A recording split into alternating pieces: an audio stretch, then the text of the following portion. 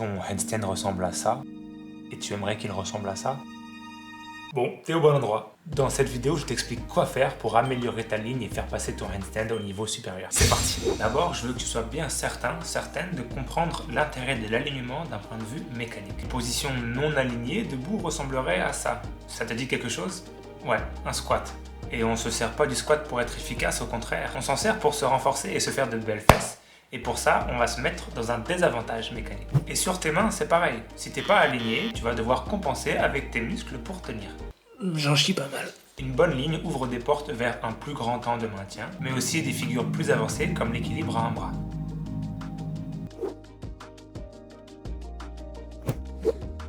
Les coudes, c'est peut-être le plus facile, mais aussi le plus important. Tu as littéralement juste besoin de tendre tes bras. Mais quoi faire si tu es hyperlaxe et que ton coude part vers l'intérieur lorsque tu fais une extension complète? Je dirais que ça dépend de la présence ou non de certaines douleurs, gênes, pincements. Tant que tu ne ressens rien de tout ça, je t'invite à faire ton extension max.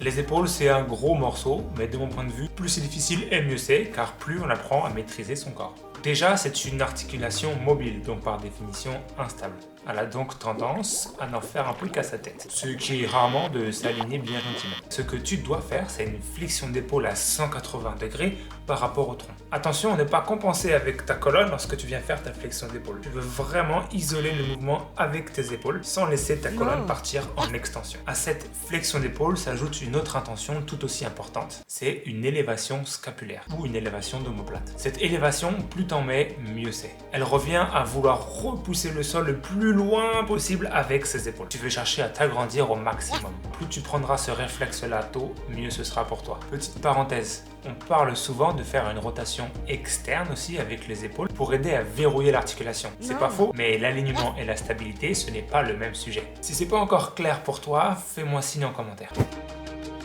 La position qui va aider dans un premier temps, c'est la position neutre. Mais je ne te conseille pas de passer la plupart de tes sessions dans cette position, car elle n'est pas idéale pour apprendre à s'équilibrer. Je t'invite plutôt à porter ton regard entre tes pouces. Mais attention, sans embarquer le reste de ta colonne avec. Tu veux pouvoir faire une extension de nuque isolée sans embarquer le reste de ta colonne.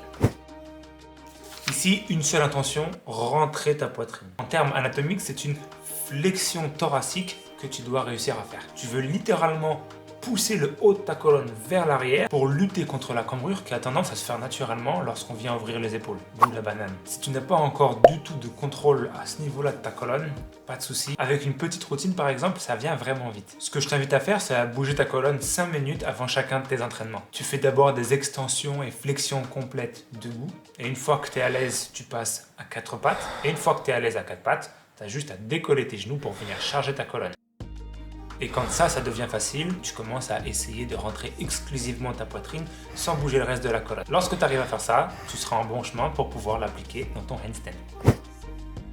Là, ça devient intense. On parle de la fameuse rétroversion du bassin. Tu sais, ce truc qui ressemble à ça et qui fait rougir les âmes un peu sensibles. Si tu parviens à maîtriser ton bassin quand tu fais un handstand, tout devient plus facile. La rétroversion, c'est l'opposé de ce qu'on appelle cambrer. Tu cherches à aplanir le bas de ton dos. Mais encore une fois, si tu n'as pas le contrôle encore sur ton bassin, je t'invite à le développer d'abord debout, puis à 4 pattes, avant de l'essayer de l'intégrer à ton handstand. Sur les mains, ça donne ça. Et si tu n'as jamais essayé de le faire, tu verras, c'est un vrai casse-tête corporel. Un point important ici, lorsque tu fais ta rétroversion, ne pousse pas ton bassin ni vers l'avant ni vers l'arrière. Tu veux vraiment isoler ta rétroversion du bassin sans bouger quoi que ce soit d'autre. Pour tes hanches, tu dois faire une extension max, sauf exception. Attention, lorsque tu viens faire ta rétroversion du bassin, tes hanches vont naturellement vouloir partir en flexion. À toi de contrer ça et de les amener volontairement en extension pour aligner tes jambes avec le reste de ton corps. Et tu ne veux pas non plus que ton extension de hanche entraîne ton bassin en antéversion. Pour les genoux, c'est une articulation très simple. Comme pour les coudes, tu as juste besoin de les tendre avec une extension de genou complète. Pour les chevilles et pour les petits orteils, tu as tout simplement à pointer tes pieds au maximum. Ici, je regroupe les hanches, les genoux, les chevilles et les orteils, car ces articulations ne servent franchement pas à grand chose dans l'efficacité énergétique qu'on recherche avec l'alignement. Je peux par exemple être tout à fait aussi efficace dans ce handstand straddle que dans un handstand classique. Quelques conseils pour entraîner ta ligne maintenant. Ce que je t'invite à faire, c'est être certain que tu maîtrises chacune des positions que je décris dans cette vidéo individuellement et la tête à l'endroit d'abord. Une fois que tu les as de manière individuelle, tu les associes 2 à 2, puis 3 à 3, jusqu'à ce que tu sois capable debout d'avoir cet alignement. Une fois que tu en es là, ce qui peut te prendre quelques minutes à quelques semaines en fonction de ton point de départ, voici les 2 exercices que je te propose de bosser. Ces 2 exos ont un point commun important, ils mettent de côté la notion d'équilibre avec les mains. Le premier exercice, c'est l'équilibre sur la tête. Si tu n'as jamais bossé tes équitêtes, c'est le moment de commencer. L'objectif, c'est de travailler tout ce qui se passe sous les épaules. Donc ta colonne, ton bassin et tes jambes. Ici, les intentions importantes, c'est rentrer ta poitrine, placer ton bassin en rétroversion, faire une extension de hanche et tendre tes jambes. Et n'oublie pas de respirer. Le second exercice ajoute les bras. Il consiste à se placer face au mur, sans s'y coller pour le moment, et à appliquer toutes les consignes que je donne dans cette vidéo. Tendre les bras, repousser le sol à fond, ouvrir tes épaules à fond, rentrer ta poitrine, regarder entre tes pouces, placer ton bassin en rétroversion, faire une extension de hanche complète, tendre tes genoux, tes chevilles et tes orteils.